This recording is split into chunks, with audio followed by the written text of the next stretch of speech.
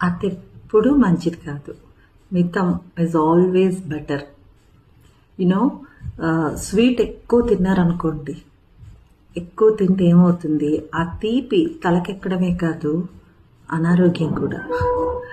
So మీరు మీ పిల్లలకి చిన్న పిల్లలు ఉన్న వాళ్ళ పేరెంట్స్కి చెప్తున్నా, ముఖ్యంగా చిన్నప్పటి నుంచి కూడా పిల్లలకి simple living and high thinking ఈ కాన్సెప్ట్ అలవాటు చేయండి.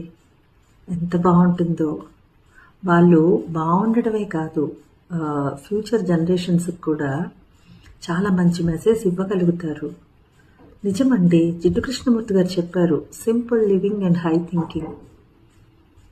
చాలా మంచి ఫిలాసఫీ, చాలా మంచి కాన్సెప్ట్. నిజంగా ఇది అలవాటు చేయగలిగితే పిల్లలు నిజంగా చాలా బాగా తయారవుతారు. ఈ కాన్సెప్ట్ అలవాటు చేయండి మీ పిల్లలకి.